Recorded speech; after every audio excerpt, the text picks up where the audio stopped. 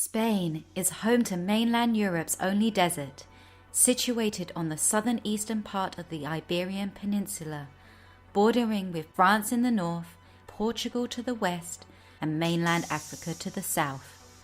Spain spans across 500,000 kilometers squared, which is comparable to the US state of California in size.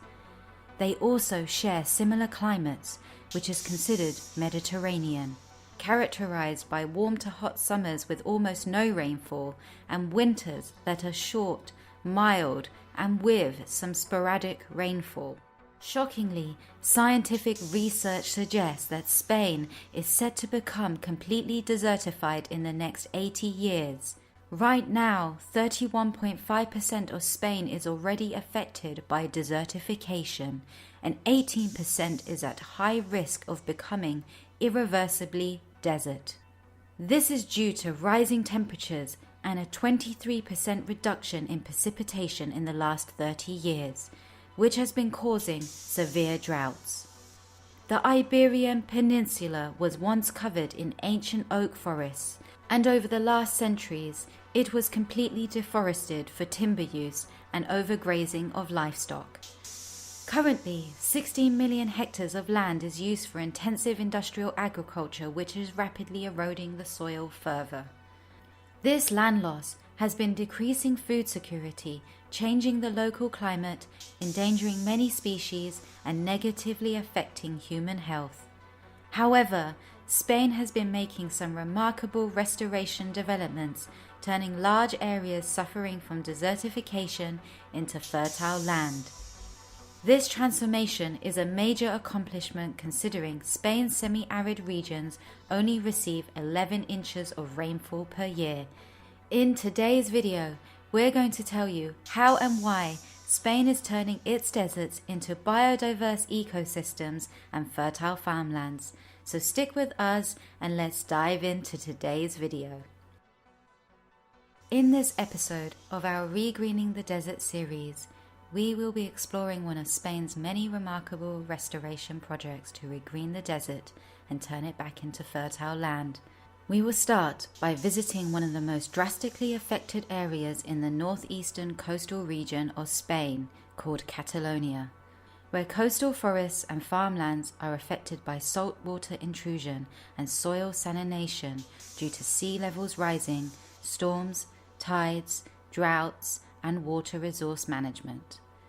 Salination of the soil negatively impacts plant development and induces land degradation, turning these already semi-arid regions into deserts. The increased amount of soil salination is exacerbated by the loss of the dune habitat, which acts as a natural barrier between the land and the sea. Sand dunes serve an important purpose by protecting inland areas from coastal water intrusion. They are able to absorb the impact and protect inland areas from high-energy storms and act as a resilient barrier to the destructive forces of wind and waves. The sand dunes of coastal Spain have been in decline since the 1970s and have accelerated in recent decades due to over-tourism. Local wildlife has suffered, such as sea turtles and birds have declined, with many species of plants endangered or disappeared altogether. In 2003, the government started a restoration project of the dunes near Barcelona Airport, and by 2019 it had expanded its initiative countrywide by using a very simple and cost-effective technique. A report was published last year analysing the dunes, which have shown a considerable improvement in recent years and have restored coastal forests and farmlands since. So I decided to go and take a look for myself to see the improvements and the techniques that have been used firsthand. As I entered the beach, I first wanted to inspect the vegetation growing in the most exposed and harsh conditions. This is the very front line where there is only pure sand and then the sea. There were some small clumps of native sand dune grasses growing here, and I found many clumps of grasses that had been mulching down and degrading over several years, incredibly creating its own topsoil. The soil was moist to touch, and it was obviously capturing and holding water, even in this extremely harsh environment. It's even moist down here. It's actually moist, and there's soil, and it's on the beach. Look, just look here, we're on the beach. It goes deep, guys, and look, there's the sand. There's the sand, and all on top was this mulch creating topsoil.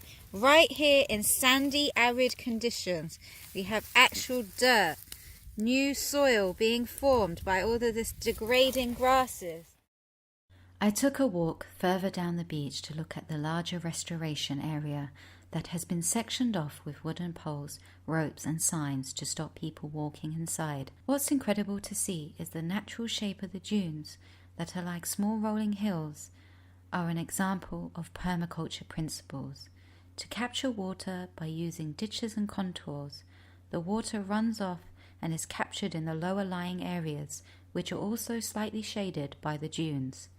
In these areas, you can see much more vegetation and greenery because the water is being captured here and held for longer, compared to some of the tops of the dunes that are more exposed and much drier. We're in the middle of spring, and it's great to see the wildflowers blooming. There are birds that are nesting in the sand and feeding off the seeds and small insects that are attracted to the flowers. There are pollinators, sea turtles, and reptiles. Biodiversity is thriving here finally after years of human activity that had pretty much wiped out this whole area of any life at all. In 2019, Spain had the most tourist arrivals worldwide, with approximately 125 million visitors entering that year. Since 2020, Spain has experienced a 40% drop in tourism. In the last couple of years, I've also seen an increase in biodiversity on these beaches. This beautiful yellow horn poppy endemic to coastal Europe was a rare sight, and now it's multiplying all over the place. This sea rocket succulent with purple flowers is also spreading into the most sandy areas. It's a wild edible and related to the mustard, broccoli and cabbage family.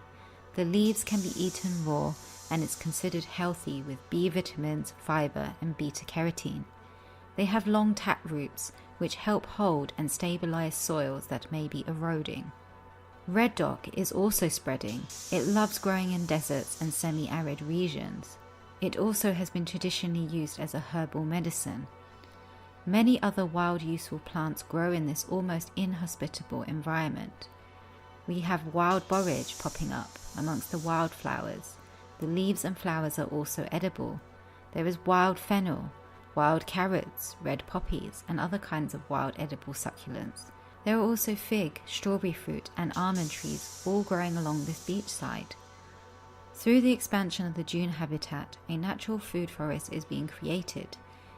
This just goes to show that it is entirely possible to thrive in some of the most harsh conditions for growing. In a place that has a lack of fresh water, high salination, low rainfall, and high temperatures, there are plenty of plants that are well adapted to these conditions. By encouraging and protecting nature to grow back, we are creating biodiversity, improving our own lives, and protecting ourselves against the advancement of desertification. I hope you enjoyed this video. Please smash the like button if you found this useful. Make sure to hit the subscribe button and tap the bell to stay up to date with our next Greening the Desert video. The Leaf of Life team is dedicated to the restoration of degraded land. If you are also passionate about this cause and would like to contribute in some way, please make sure to check out our links. Thanks for watching the video.